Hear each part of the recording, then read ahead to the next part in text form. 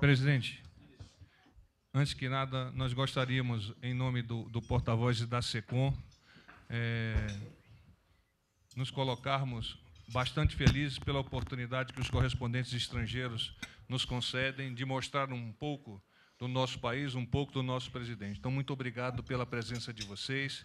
A dinâmica já foi explicada e, inicialmente, o nosso presidente tecerá alguns comentários, depois nós nos colocamos à disposição para respondermos às perguntas. Bem, um bom dia, obrigado pela oportunidade. Nós não queremos mudar nada do que pensam no Brasil lá fora, nós queremos que chegue a verdadeira informação para vocês. O que chega para mim é que, em grande parte da imprensa de fora, tem uma imagem completamente distorcida de quem eu sou e o que eu pretendo, né, fazer aqui com as nossas políticas para o futuro do nosso Brasil. Assim sendo, eu estou à disposição dos senhores para conversarmos, né, e entendo perfeitamente o tamanho do envenenamento que fazem do Brasil lá fora. Então, uma ideia, como vocês em grande parte vivem aqui, saber da verdade e mostrar o que o Brasil é. Sabemos dos interesses entre países, né, mas a gente vai continuar na linha que eu sempre fui e prometi durante a campanha. Pela primeira vez na história do Brasil, um presidente está cumprindo o que falou durante a sua campanha, né? E eu quero cada vez mais se aproximar de todos, comercialmente, colaborar no que for possível para o bom entendimento dos nossos povos. O Brasil é um país que está de braço aberto a todos vocês. Agora, a nossa soberania, enquanto eu tiver forças, né, vai ser respeitada. Afinal de contas, todo país que se preza tem que ter essa linha, essa determinação. Então, obrigado a todos mais uma vez, estou à disposição. Quem gostaria de fazer a primeira pergunta? Eu pediria apenas que se identificasse pelo nome e pelo órgão de imprensa, ok?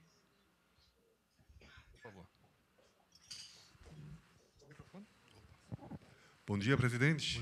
Alexander Busch, da Alemanha e da Suíça, do Handelsblatt. Como o senhor tinha falado, para eu dar um abraço para Angela Merkel, queria exatamente continuar nesse aspecto. O senhor sentiu na última viagem lá em Osaka o crescimento de críticos ao respeito da política, ao respeito da Amazônia e do meio ambiente. Queria saber um pouco o que o senhor acha que, olhando para o acordo EU-Mercosul, como isso poderia ser um problema no futuro, talvez, esse crescimento da crítica lá fora a respeito dessa política. O que nós assinamos, nós respeitaremos. Agora, o governo do Brasil mudou. Era comum, né, depois de um encontro como esse, do G20, o presidente vir para cá e cometer verdadeiros absurdos na questão ambiental, demarcando terras, parques, reservas, né, criando normas a mais absurdas possível, indo na direção de um divórcio entre a preservação ambiental e o desenvolvimento. E a nossa política é esse casamento harmônico. Afinal de contas, nós somos um país que vive de commodities. Se cada vez mais sufocar o Brasil, que já está no limite, nossa economia simplesmente deixará de existir.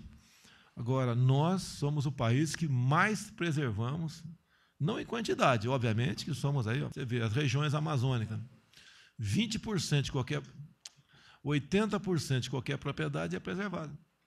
Preservada por quem? Pelo próprio proprietário. O governo tem custo zero no tocante a isso daí. E quando, às vezes, esse 20% que criou o mato por um motivo qualquer e é desmatado por um direito, né, vem comunidades internacionais dizer que estamos desmatando. Se for somar os desmatamentos anunciados nos últimos 10 anos, a Amazônia já acabou. E não é verdade isso aí.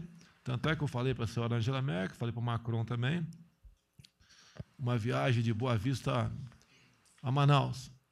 Eu duvido que eles achem 1 quilômetro de floresta desmatada, duvido. Agora, se fizer o mesmo na Europa ou na Alemanha, é exatamente o contrário. Não vou achar, talvez, né, força de expressão, não vou achar 1 quilômetro de floresta. Então, entendemos a necessidade da preservação do meio ambiente, mas a psicose ambiental deixou de existir comigo aqui no Brasil.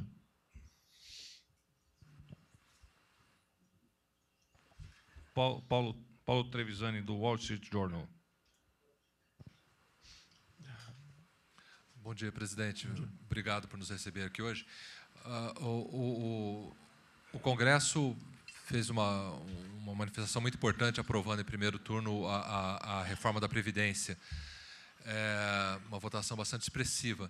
Mas a gente sabe que a reforma da Previdência tem uma grande importância fiscal, mas ela não restabelece o crescimento e a economia do Brasil está muito fraca. O que o senhor pretende fazer para recuperar isso? A gente já viu que a tentativa de liberar fundos do FGTS está esbarrando em alguns obstáculos. O que o senhor acha que dá para fazer para restabelecer o crescimento e criação de empregos o mais rápido possível? Primeiro, né, seria até para o Brasil essa resposta, né? O governo não cria emprego. Eu só crio emprego quando abrimos concurso público ou criamos cargo em comissão. Quem cria emprego é a iniciativa privada. O Brasil é um dos países mais difíceis de fazer negócio. Então, a reforma da Previdência é um primeiro passo para dar uma sinalização que nós queremos recuperar a nossa confiança e dizermos que estamos preocupados com o déficit nosso. Esse é o primeiro passo. O passo seguinte, por que não apresentamos ainda? Porque o próprio parlamento reage se nós mandarmos mais uma proposta para lá. Eu entendo que poderíamos também estar discutindo uma reforma tributária, mas o parlamento acha o contrário.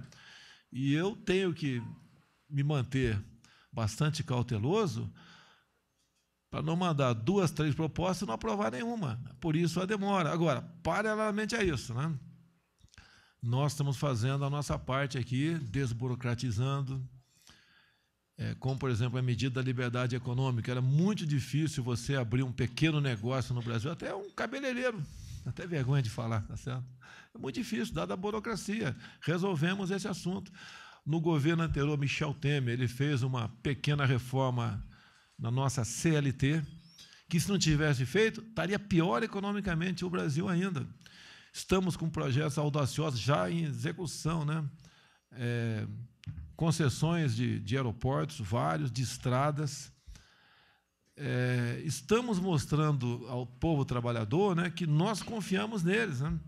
Propostas menores estão sendo tomadas também com projeto de lei, porque nós temos que negociar o envio de medida provisória com o parlamento, que é bastante sensível. Nossa base parlamentar é diferente das anteriores, tá? Isso é uma dificuldade, mas o parlamento está entendendo da importância da independência dos poderes, coisa que não existia até o ano passado. O poder executivo e legislativo era um só. Isso não estava dando certo. E nós não estamos inventando nada, estamos cumprindo a nossa Constituição. E, pelo que tudo indica, não só o executivo como o legislativo entendeu dessa importância para o futuro do Brasil. A certeza, se continuasse fazendo uma política, a exemplo dos governos de Fernando Henrique Cardoso, Lula, Dilma, ou até mesmo Michel Temer, o Brasil não ia durar mais 4 anos. Então, essas são as medidas, entre outras, né? Estamos dando sinalização de segurança jurídica. Teve a questão da violência no Brasil. É só nós desarticularmos o PCC, o primeiro comando da capital, transferindo os chefões do crime organizado para outros estados, como o próprio grande Marcola, né, que é o mais conhecido aí, sem reação. Fizemos um programa em 30 dias, não vazou as informações, diferentemente de governos anteriores. Então, é sinal que não tem ninguém no meu governo envolvido com narcotráfico. Tá? No passado, vazava-se tudo. Nós estamos diminuindo a violência no Brasil em torno de 22%. Foi o percentual que caiu, levando-se em conta os crimes mais comuns que ocorriam por aqui. Então, essas medidas, né, é que estão aí, no meu entender, fazendo que o Brasil já mostre para o mundo que encontrou o ponto de inflexão.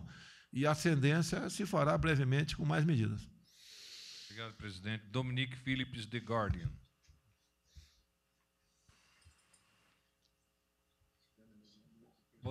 Bom dia, senhor presidente. Prazer estar aqui. Queria voltar um pouco no assunto do meio ambiente. Os novos números de desmatamentos estão mostrando um crescimento assustador. O IBAMA está dando menos multas, menos operações. Os sinais que o governo está dando para a Europa não são super positivos no sentido da proteção do meio ambiente. Por exemplo, o ministro do Meio Ambiente estava na Rondônia essa semana com uma galera de madeireiros. Como o senhor presidente pretende convencer, mostrar para o mundo que realmente o governo tem uma preocupação séria com a preservação da Amazônia? Por favor. Primeiro, você tem que entender que a Amazônia é do Brasil, não é de vocês. A primeira resposta é essa daí. Tá certo? A gente sabe do interesse mundial pelo que resta do planeta. Basicamente, a Amazônia. Tá certo? Eu não tenho provas, mas o interesse em criar agora uma grande área de preservação da Amazônia, de 136 milhões de hectares, se discute lateralmente quando há essas reuniões de clima aí pelo mundo afora. Tá? E como disse no começo, se toda essa devastação que vocês nos acusam que estamos fazendo, que já foi feita no passado, a Amazônia já tinha sido extinta, já seria um grande deserto. Nós sabemos, o agricultor brasileiro sabe, que a Amazônia, se você desmatar, dá para 2, 3 safras e depois vira deserto. Ninguém quer levar isso para lá. Eu falei da nossa viagem aqui, estão convidados, né? Vocês não, que é muita gente, o Brasil não tem dinheiro para isso. Mas o representante da Alemanha, da França, se quiser, viajar ali de Boa Vista a Manaus para ver como é que está aquela área toda. Repetindo aqui, nós preservamos mais que todo mundo. Nenhum país do mundo tem moral para falar sobre a Amazônia. Nenhum país do mundo tem moral para falar. Porque vocês destruíram o seu ecossistema, praticamente, e nós não estamos no mesmo caminho de vocês. Agora só cobram de nós. Quando se fala da Alemanha, por exemplo, da energia elétrica, a fonte de energia de vocês é a fóssil, petróleo, termoelétricas. Então, carvão também, grande parte. O carvão quase não existe aqui no Brasil. Então, nós somos exemplo para vocês. E isso que acontece de muitas divulgações, por exemplo, como a de agora, de ontem, do INPE, é uma cópia de anos anteriores. Até mandei ver quem é o cara que está na frente do INPE, para ele vai ter que vir se explicar aqui em Brasília esses dados aí que passaram para a imprensa do mundo todo, que, pelo nosso sentimento, não condiz com a verdade. Até parece que ele está a serviço de alguma ONG, que é muito comum. Eu até perguntaria para vocês, né, por que tanta ONG na Amazônia, já que estão tão preocupados com o meio ambiente, com o ser humano, e zero na região do semiárido nordestino? Responda para mim isso aí. Será que o interesse de vocês é com o ser humano ou é outro interesse futuro nessa área? Presidente, nós já tivemos um ministro do Meio Ambiente, chamado Lutzenberg, com livros escritos sobre a Amazônia, tese sobre a Amazônia, livros escritos sobre a Amazônia, falando essas barbaridades, que a Amazônia vai acabar em 2 anos, que são barbaridades. E esse senhor entrou comigo, eu era tenente-coronel e servia aqui, ele entrou comigo num Búfalo da Força Aérea Brasileira, e quando o Búfalo decolou, eu sabia a respeito dele, que ele era defensor da Amazônia, tinha livros escritos. Eu falei, professor, que bacana, o senhor está revendo a Amazônia. Quando é que o senhor esteve aqui a última vez? Eu nunca estive na Amazônia. Ele nunca tinha colocado o pé na Amazônia. Isso é a maioria dos grandes defensores da Amazônia. Nunca botaram o pé lá. Eu desafio um voo de Manaus a Tabatinga, o sujeito ver qualquer sinal de ser humano olhando do avião. É um tapete verde, não tem ninguém, não se vê nem presença do ser humano, porque são os ribeirinhos, são os seringueiros, E as barbaridades que são ditas sobre a Amazônia é lamentável, porque fica claro que por trás existem interesses escusos, interesses que não podem ser declarados. O Brasil vai explorar a Amazônia com desenvolvimento sustentável. A Amazônia é brasileira e nós não vamos, o presidente já disse várias vezes, não aceitará ser subserviente diante de teses que não se sustentam diante da realidade. O que vocês têm que entender é o seguinte: os últimos presidentes eram fracos, antipatrióticos e corruptos. Isso mudou. Tá? Nós entendemos a importância da Amazônia para o mundo, inclusive, mas a Amazônia é nossa. Não vai ser mais aquele tipo de política que era feita no passado, que era peça para todo mundo. Vocês querem, pelo que tudo indica, que o índio continue como um homem pré-histórico, que não tem acesso à tecnologia, à ciência, a informações, às maravilhas da modernidade. Com todo respeito, grande parte da comunidade estrangeira não tem a mínima preocupação com os direitos humanos dos índios, coisa que nós temos e vamos levar avante a nossa proposta. Tem índio que quer trabalhar, quer produzir e não pode. Vive isolado dentro da sua área como um pré-histórico. Isso é um crime, o que grande parte da imprensa mundial faz contra o Brasil e contra esses seres humanos. Obrigado, presidente. O ministro Onyx, por favor. Se pudesse complementar aqui, nenhum país do mundo tem o nível de proteção das suas matas nativas como o Brasil. Ninguém tem 14% da cobertura do seu território protegido por matas nativas, como é o caso do Brasil. 14% é só reserva indígena. Não, de matas, né, Tá, naturais. Seria muito curioso nós assistirmos no Bundestag ou em qualquer parlamento europeu a aprovação de uma restrição de uso em uma propriedade rural alemã, francesa ou holandesa ou americana, onde o Estado reservaria de 20%, 40% ou 80% da área para a preservação sem nenhum grau de restituição ao proprietário. Essa lei existe no nosso país. E é cumprida. E é cumprida. Quando a gente viaja, por exemplo, para a Holanda, sede do Greenpeace, e eu estive em Amsterdã e nas cercanias, se dá pouco mais de 4 palmos da beira da água e sai plantando. No Brasil, isso é proibido. Então, o que nós enfrentamos no Brasil tem muito pouco a ver com o meio ambiente, tem muito mais a ver com a rica biodiversidade que a Amazônia tem. Nós não somos ingênuos. Eu recebi uma carta, quando trabalhávamos a campanha do presidente Bolsonaro, de uma pesquisadora da Universidade Federal de um estado do norte. Ela era uma carioca que tinha passado num concurso. E ela diz: por que eu, pesquisadora brasileira, não consigo entrar nas reservas indígenas? Não consigo entrar nas reservas de preservação e todos os dias pequenos aviões, pesquisadores europeus ou da América do Norte, entram, saem com material brasileiro e eu, brasileiro, não consigo entrar. Então, nós estamos falando de uma coisa e temos que ser muito objetivos nisso. O presidente disse e o governo está fechado nessa questão. A Amazônia é brasileira, nós respeitamos o meio ambiente, nós podemos ensinar qualquer país do mundo a proteger seu meio ambiente. Não precisamos de lição de ninguém. E temos a coragem de fazer esse enfrentamento que outros governos nunca tiveram. Se qualquer país do mundo quiser fazer um acordo conosco para explorar a biodiversidade da Amazônia, eu disse, qualquer país do mundo, estamos prontos para conversar. É avaliada modestamente em mais de $1 trilhão a biodiversidade da Amazônia.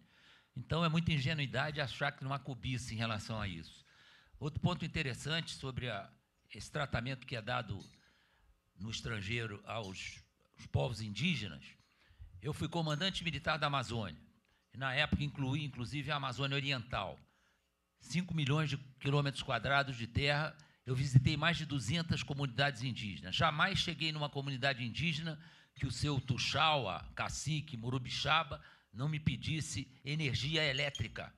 Ou seja, o índio quer energia elétrica para poder se aproximar daquilo que ele sabe que é o conforto e a civilização do mundo moderno. Então, essa história de querer pintar o indígena como um ser que tem que ser preservado, que isso é mentira. O índio não quer esse tipo de preservação. Ele quer ser um cidadão brasileiro, participar da sociedade brasileira, ter direito a todos os confortos e benefícios que a sociedade brasileira dispõe. Obrigado, general. Carla Jiménez.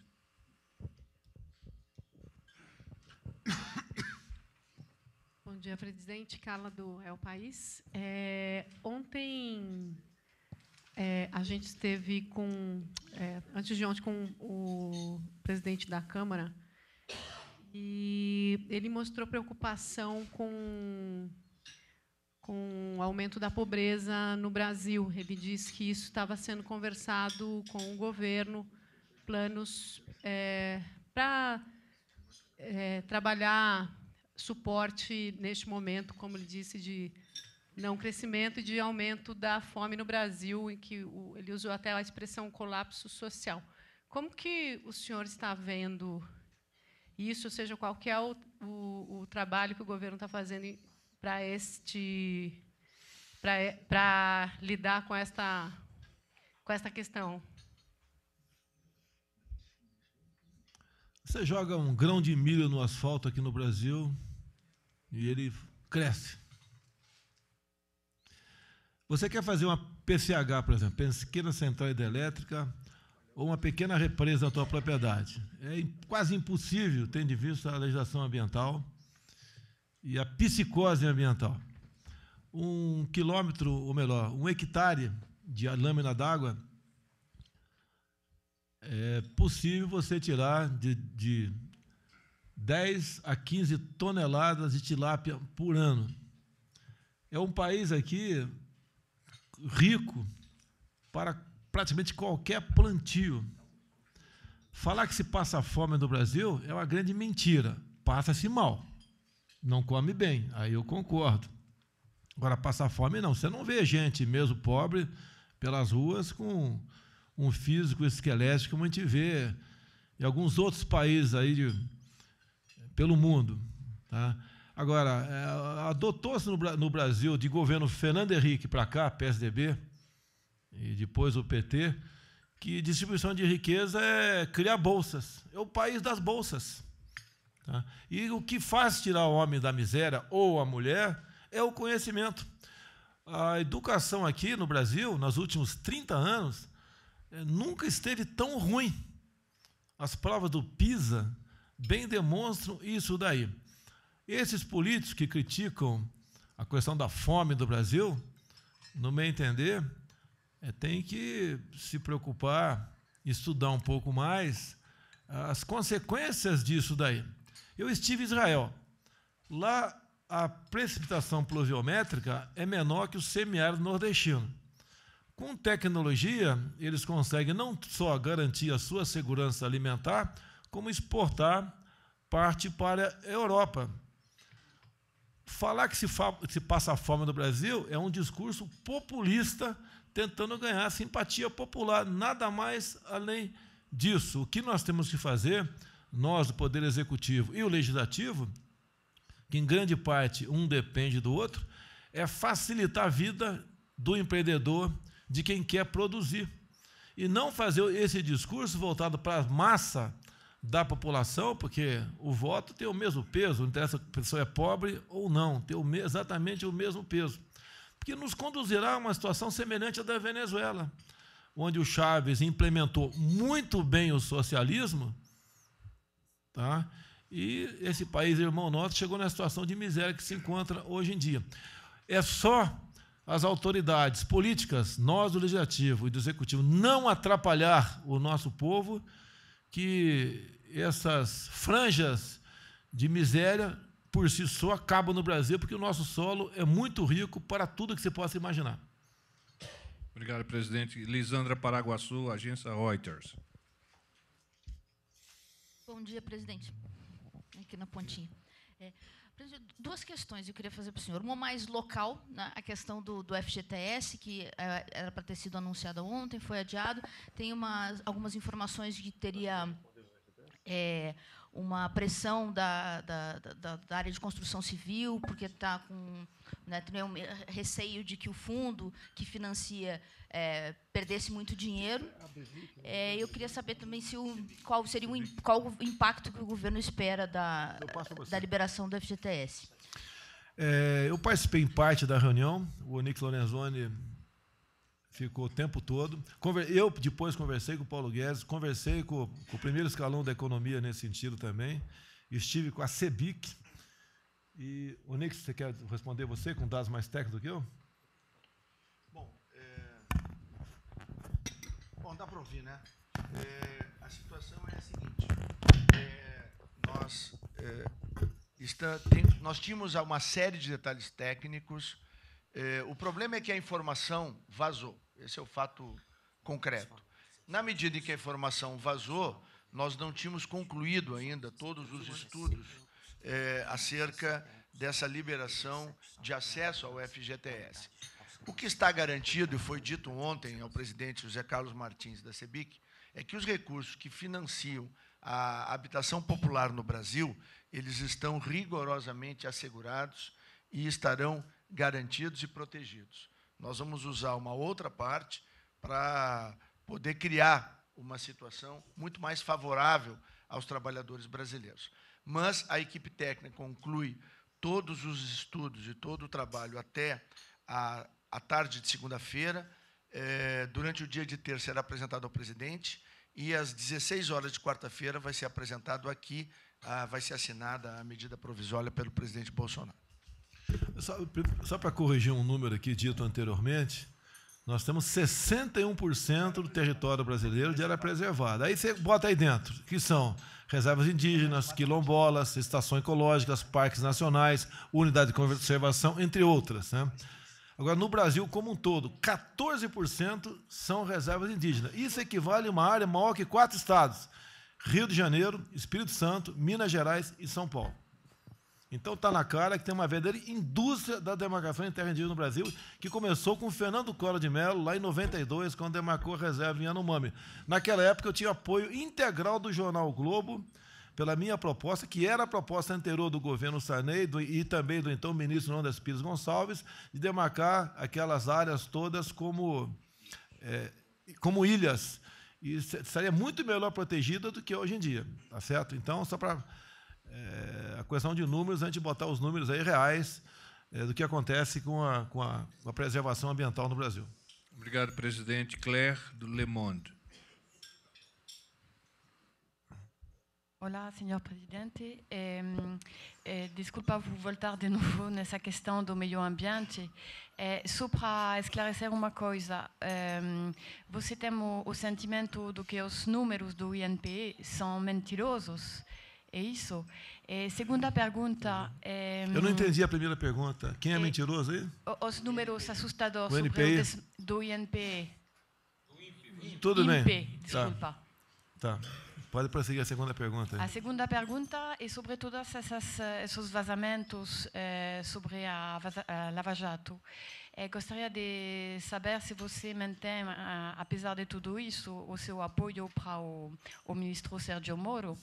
E, enfim, última pergunta. Eu vi que você falou de se candidatar de novo em 2022. E, se não me engano, quando você chegou no poder, você falou que você faria só um mandato. Então, gostaria de esclarecer também esse ponto para saber se você está pronto para essa reeleição. Vou começar pela última pergunta, né? Vocês de fora já estão com saudades dos governos corruptos e descomprometidos com o Brasil. É isso que vocês querem aqui.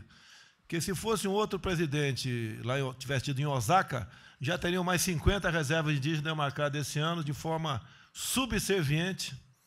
Tá? Isso mudou, você tem que entender que isso mudou, tá certo? Agora, eu sempre falei durante a campanha, se for feita uma boa reforma política, dentro dessa reforma, diminuindo o número de parlamentares federais, estaduais e municipais, entre outras, eu abriria a mão da reeleição.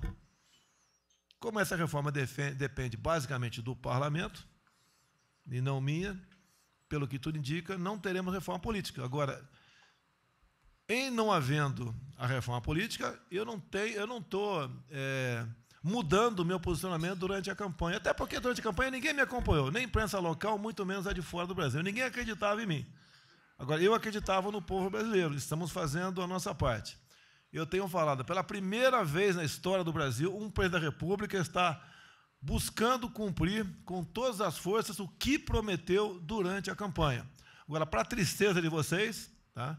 Se Deus quiser, tudo vai dar certo, uma política semelhante à minha continuar presente no Brasil de forma eterna. Não teremos mais pessoas como Fernando Henrique Cardoso, Lula, Dilma, entre outros, governando o Brasil. O povo entendeu que essas pessoas não representavam o interesse do seu país. Em grande parte, um governo voltado à corrupção e um descomprometimento com o futuro do seu país. A questão do INPE, eu tenho a convicção que os dados são mentirosos, tá? E nós vamos chamar aqui o presidente do INPE para conversar sobre isso. E ponto final nessa questão.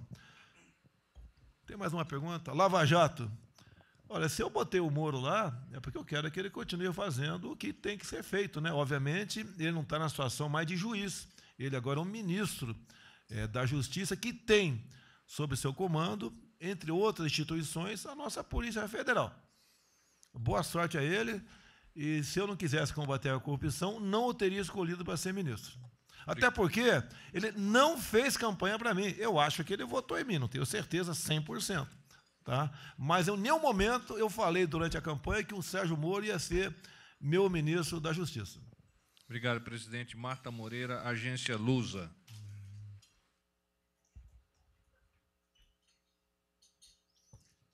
Presidente, de Portugal, Agência Lusa de Portugal, queria colocar duas questões em relação à política externa do Brasil. O Brasil integra o bloco dos CPLP, países de língua portuguesa, e na próxima semana o ministro Ernesto Araújo estará num Conselho de Ministros para debater o tema mobilidade na CPLP. Tema? Que tema? Mobilidade. Tá. Mobilidade entre os países da CPLP. Vocês já tomaram alguma posição se vão abrir esta mobilidade entre os países da CPLP?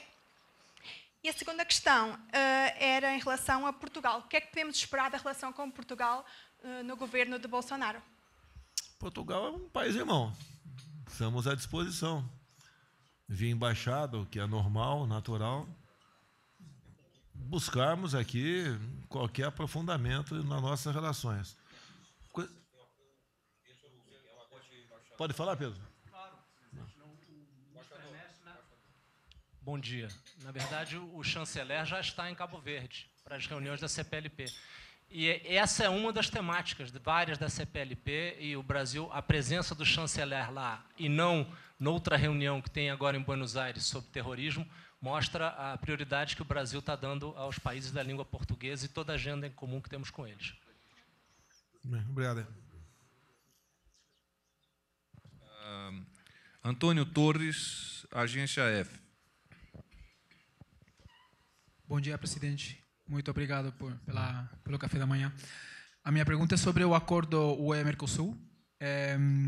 Muitos europeus estão um pouco preocupados com as regras sanitárias e medioambientais no Brasil a respeito da agricultura.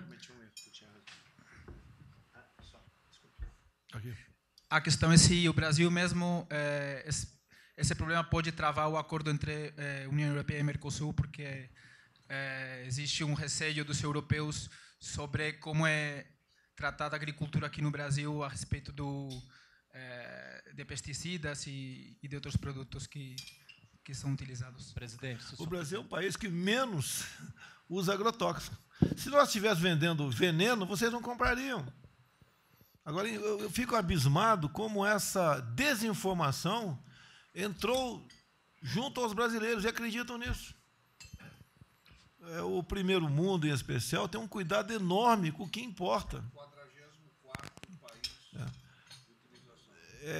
Em números, né, proporcionais, né, de países que têm uma agricultura pujante, nós estamos nos últimos lugares no tocante ao uso de agrotóxicos em nossa agricultura. Então, essa é mais uma desinformação que está lá fora e pesa contra o nosso país, e mais ainda no meu governo. Daí rotula a nossa ministra Tereza Cristina como a rainha do agrotóxico, né? Isso aí é uma desinformação, ou algo de muito mau gosto, porque é uma guerra comercial. Países que têm recursos, né, que produzem também commodities, interessa essa desinformação. Você sabe, se eu te falar 10 coisas boas a teu respeito, tem um impacto. Uma só negativa, o impacto é 10 vezes maior. E nós sabemos que assim funciona a guerra de informação no mundo todo, vendendo uma péssima imagem do Brasil. Mais uma mentira, mais um fake news para plagiar o nosso querido Donald Trump. Se eu puder... Eu queria só agregar... Perdão, não é só para comentar com o jornalista que o acordo que a gente assinou com a União Europeia é um acordo de última geração, que tem capítulos sobre normas sanitárias e fitossanitárias, tem capítulos sobre barreiras técnicas ao comércio, e o Brasil cumpre todas as suas obrigações. Então, não há um problema de natureza fitossanitária, não se coloca. Para poder entrar no mercado europeu hoje em dia, os produtos brasileiros, as carnes, tudo, cumpre com os padrões internacionais. Então, não há essa questão. Obrigado, presidente. Eu acho que tem duas coisas muito importantes. A primeira delas, o Brasil, no mundo, é o país que mais usa plantio direto. Plantio direto é uma tecnologia revolucionária, porque ela não agride ao meio ambiente, ao contrário, ela protege o meio ambiente. No plantio direto, associado com a biotecnologia, nós temos o menor uso de pesticida por hectare no mundo. E o Brasil, como bem disse o porta-voz, na escala de países que utilizam defensivos agrícolas, ele está em 44º lugar. Uma outra coisa muito importante, os hormônios anabolizantes que são liberados em grandes territórios do mundo na produção de carne bovina não são permitidos no Brasil.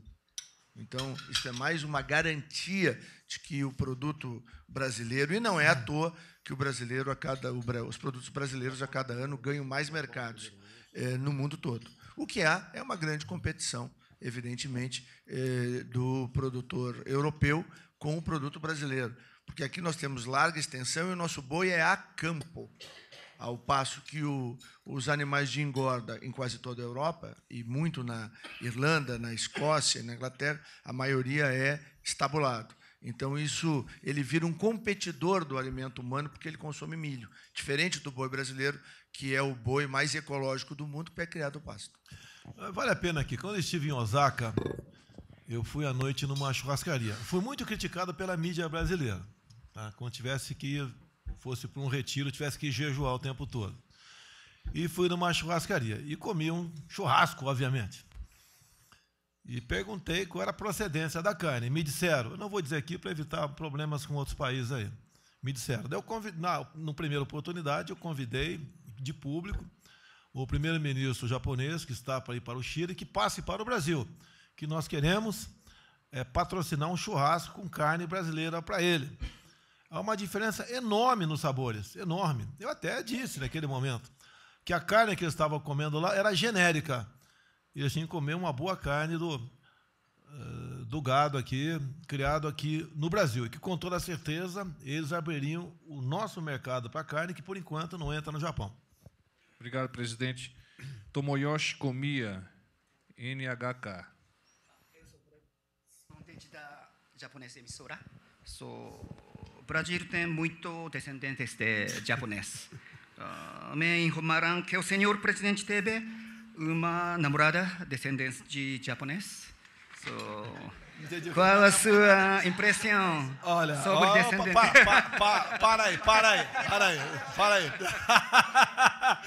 Quando eu estive em Davos, eu conversei com o primeiro-ministro, né?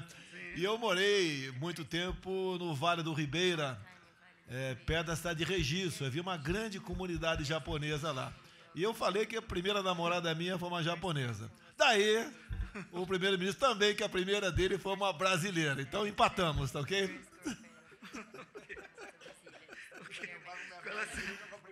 Impressão sobre descendentes de japonês. O senhor presidente pretende convidar o ministro Abe para a reunião aqui no Brasil.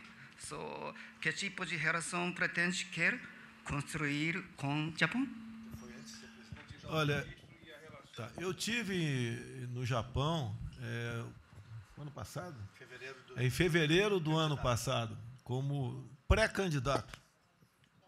Pré-candidato, vou ser processado aqui. Pré-candidato. Logicamente, fui recebido pelo segundo escalão japonês, estou muito grato, tive com o Onix e meus 3 filhos, além do atual ministro da Educação. Em outra oportunidade, passando pelo Brasil, já ofereci ao primeiro-ministro também, a época que o Brasil tem oportunidades, muitas, né, a oferecer ao Japão e a outros países.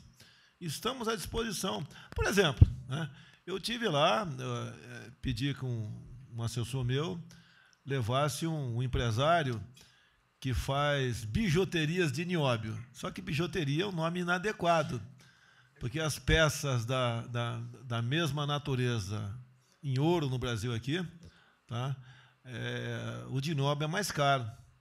Faltou aqui. Eu peço para o meu assessor pegar minha correntinha de nióbio lá, faça favor.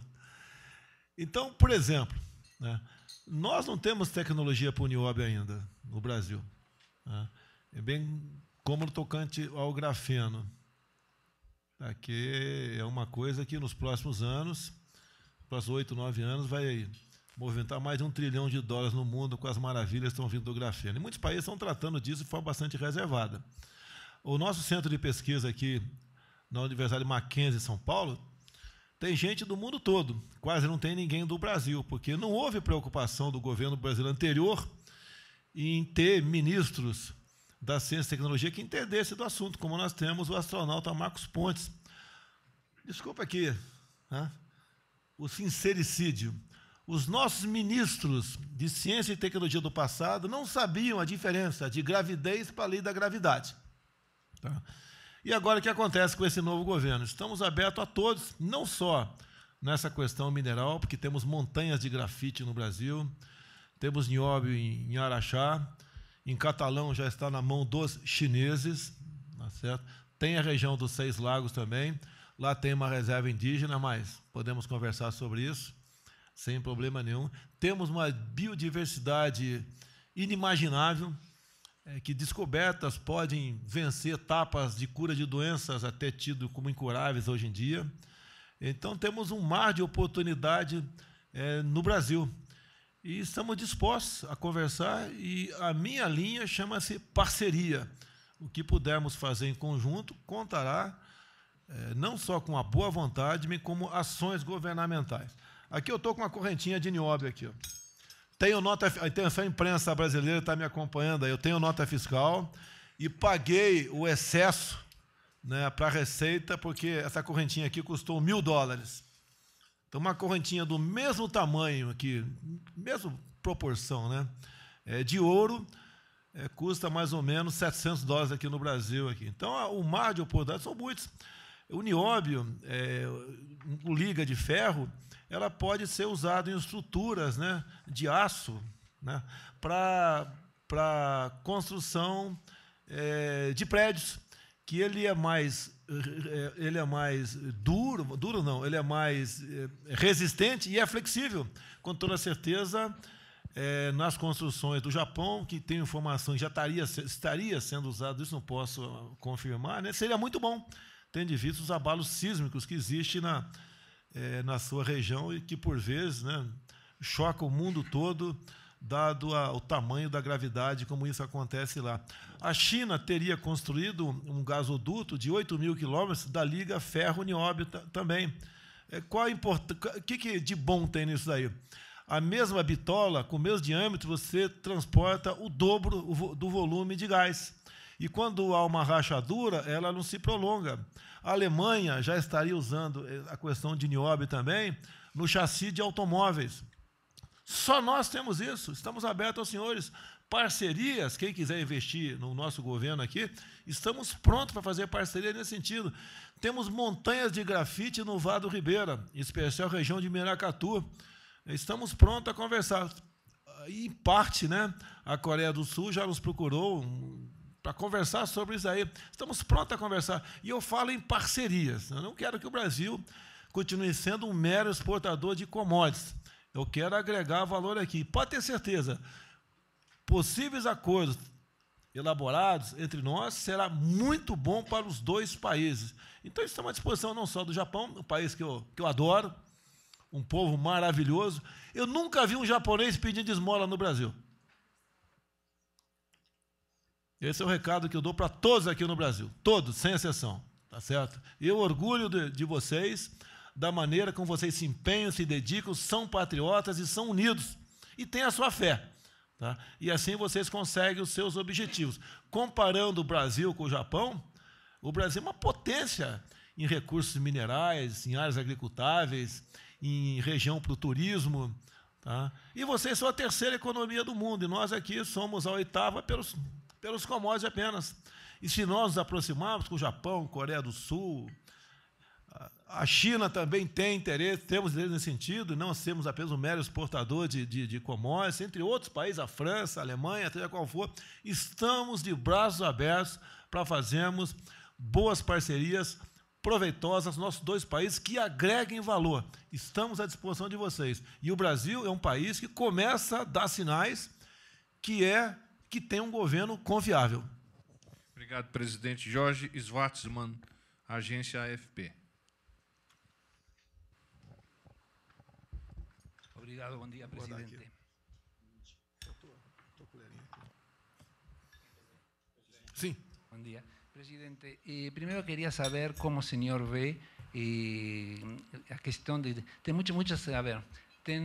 muita atividade, muitos activistas nas redes sociais, criticando, às vezes de jeito muito agressivo, pessoas que estão contra o governo, ao ponto que anteontem a participação de uma jornalista, de um sociólogo foi cancelada num festival literário de Santa Catarina. Eu queria saber se o senhor vê com preocupação esse fenômeno. Olha, eu sou completamente aberto à liberdade de imprensa. Quem tentou impor aqui o controle social da mídia há pouco tempo foi o PT. Agora, a mídia então sofre críticas, como também sofro. Ela tem que aprender que no regime democrático, tá, isso acontece. Ela tentou impor a ditadura no Brasil na luta armada. Ela estava indo para a guerrilha do Araguaia quando foi presa em Vitória. E depois conta um drama todo mentiroso, que ela teria sido torturada, sofreu abuso, etc. Mentira. Mentira. Tá? Se eles tivessem ganho a guerra, hoje o Brasil estaria numa ditadura. E, graças a Deus, isso não aconteceu. Por quê? Não apenas as Forças Armadas, bem como as Forças Auxiliares, governadores de Estado, na época, como de São Paulo, Rio e Minas Gerais, não aceitaram isso daí. Agora, a Mileitão tem que entender que o império a qual ela serve no momento não tem mais aquela força que tinha no passado. Temos, hoje em dia, uma mídia completamente livre, que é materializada por esse pequeno instrumento aqui. O que aconteceu agora, a questão de likes na Instagram? O Instagram não tem mais likes, uma tentativa de interferência.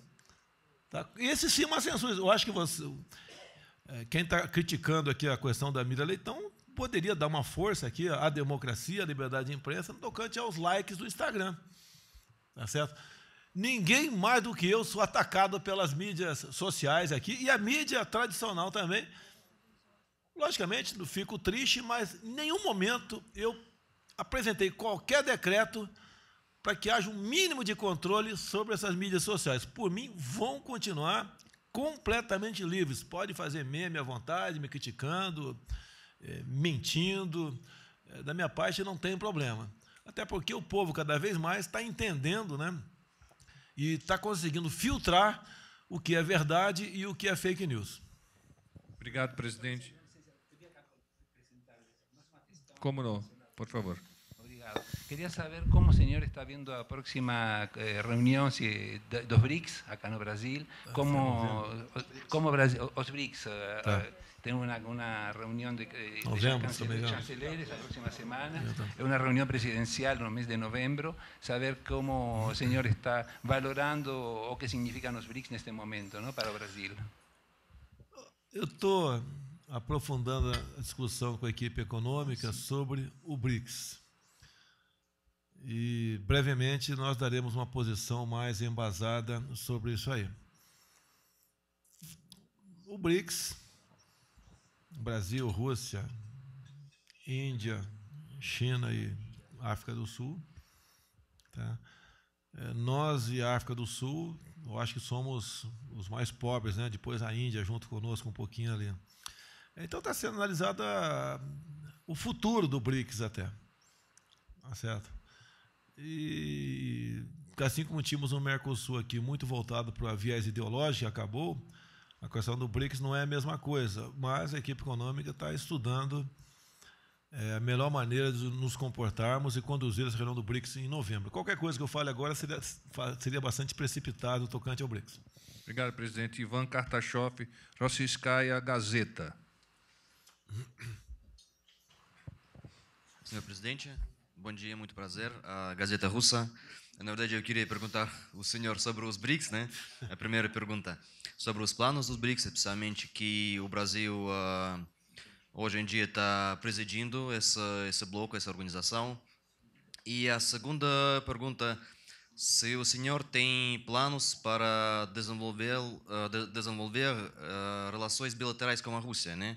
Se tem algum plano de aumentar o comércio, alguns acordos sobre a cooperação da energia nuclear e tal, e tal, e tal. Obrigado. Eu tenho um profundo respeito pelo Putin. Tive um contato bastante rápido com ele agora em Osaka, me deixou uma boa impressão. Tenho certeza que a recíproca foi verdadeira também. E o Brasil está de braços abertos para, na economia, conversar, se aproximar e efetivar relações com o mundo todo, certo? E nós não temos mais o viés ideológico, como tinha no passado, preferência de alguns países, sem citá-los. Nós estamos abertos a fazer comércio com o mundo todo e a Rússia é bem-vinda. Eu espero, inclusive, que a Rússia nos ajude a resolver a questão da Venezuela. Obrigado, presidente. Shen Wei-Hua, perdão, não sei se é essa a pronúncia. Xinhua. Meu nome é Chen Wei-Hua, um pouco difícil para pronunciar, né? E, presidente, gostaria de perguntar para você sobre as relações, primeiro sobre o BRICS. Para o senhor, o que os BRICS poderiam fazer na promoção de uma ordem mundial mais justa e equilibrada e na defesa de um sistema multilateral? E ainda nesse ano, a China e o Brasil estão comemorando os 45 anos de relações diplomáticas e durante esse tempo, a China tornou-se o maior parceiro comercial do Brasil. Para o senhor, quais são as áreas em que os dois países poderão trabalhar juntos para aprofundar e promover ainda mais as relações bilaterais? E sua visita na China já está confirmada?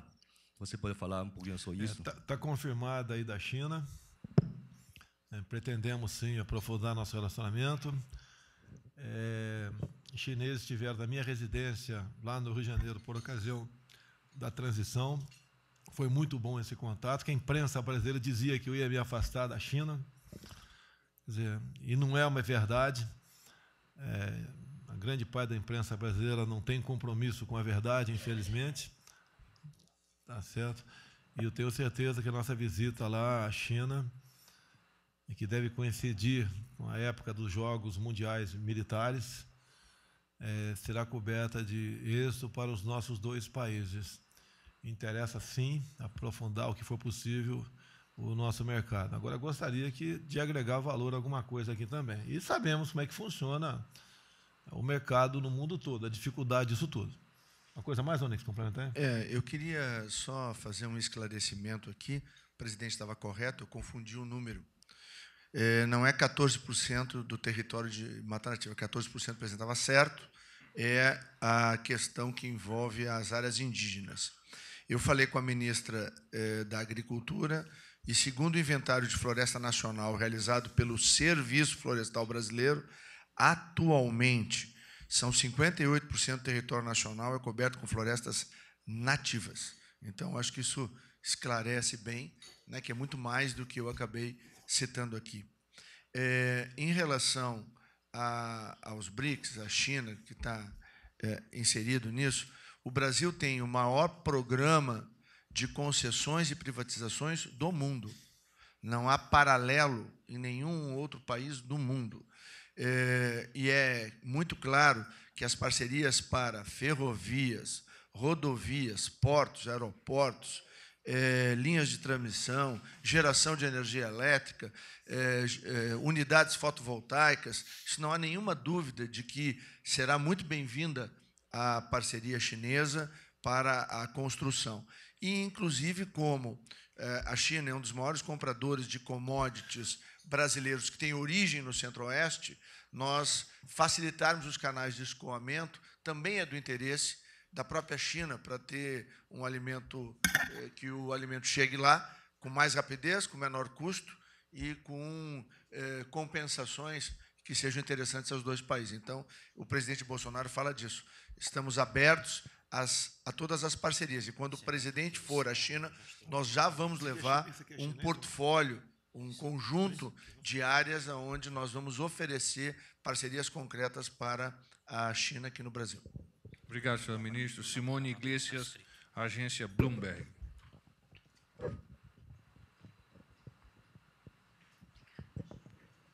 Bom dia, presidente. Bom dia, ministro Onyx. Estou com um lindo relógio chinês aqui no meu braço, inclusive. Tá?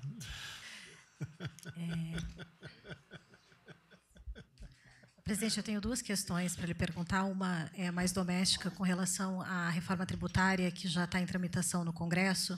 Tem uma discussão, claro que não com a concordância de todos os deputados, de recriar a CPMF. Eu queria sua posição sobre isso.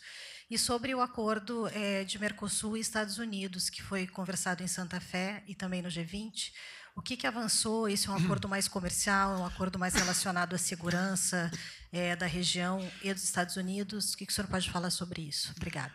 Primeiro, não criaremos nenhum novo imposto. A reforma que está tramitando lá é a do parlamento, não é nossa. Conforme explanado na última reunião de ministros, nós queremos fazer uma reforma tributária e mexer com os impostos federais apenas. Ao longo de meus 28 anos como deputado, quiseram fazer uma reforma onde envolvesse a União, Estado e município. Não dá certo. Então, a equipe econômica do Paulo Guedes está convencida que apenas tributos federais. E queremos simplificar os tributos federais e não criando nenhum novo imposto. Você pode afundir vários impostos, que, logicamente, isso vai acontecer. CPMF de volta, não. A questão do Mercosul, com os Estados Unidos, é algo em comum acordo, conversa nossa agora em Santa Fé, há interesse de todos do bloco. E não só com os Estados Unidos, né, outros países também, até o próprio Japão. E você pode ver, aqui na América do Sul, a Bolívia quer entrar no Mercosul. Logicamente, poderá entrar, poderemos conversar sobre isso daí, mas vai entrar numa situação diferente da Venezuela no passado, que era pelo viés ideológico. A Bolívia, não. A Bolívia está dando sinais que quer se afastar do Foro de São Paulo. Eu espero que eles não estejam presentes, o partido do Evo Morales, agora na Venezuela, final do mês, nesse sentido. E o grande sinalizador que a Bolívia quer mudar foi por ocasião da detenção em seu país do terrorista ídolo do PT e do PSOL, César Battisti, que de imediato o governo boliviano o extraditou para a Itália, onde, inclusive, houve um mal-entendido na época, né? Não houve nada taxativo para do governo brasileiro para que o Battisti passasse pelo Brasil, para ser apresentado como troféu. Isso não existiu. Até a minha posição, logicamente, que prevalece, que eu sou o presidente, é que se passasse pelo Brasil, correríamos o risco, ao avião pousar, um oficial de justiça apresentar uma liminar para ele ficar aqui. Tá certo? Então, isso não aconteceu. Então, a Bolívia deu essa grande sinalização. A Bolívia, em grande parte, depende do comércio com o Brasil, em especial o gás. Agora, as condições serão aí costuradas pelos 4 atuais países integrantes do Mercosul. Senhor presidente, nós tivemos a oportunidade de ouvirmos todos os correspondentes postados à mesa, e, em face da hora, eu pergunto se o senhor gostaria de fazer um encerramento. Agradecer a vocês, eu tenho certeza que verei nos jornais do mundo todo amanhã o que foi tratado aqui, né? E porque essa é a verdadeira imprensa que tem compromisso com a democracia e com a liberdade. A imprensa vende a verdade acima disso. E eu tenho certeza que, com verdades, nós nos aproximaremos cada vez mais para o bem dos nossos povos. Um grande abraço a todos vocês. Obrigado, presidente. Como de praxe, eles escolheram uma pessoa para agradecer essa sua fidalga disponibilidade. Então, a Marta Moreira, da agência Lusa, fará os agradecimentos em nome dos correspondentes. Bem, Sr. Presidente, muito rápido, em nome de todos os correspondentes estrangeiros e jornalistas estrangeiros aqui presentes, da imprensa estrangeira, gostaríamos de agradecer a oportunidade que nos deu de nos receber. Acho que é tudo. Muito obrigado. Bora. Let's go.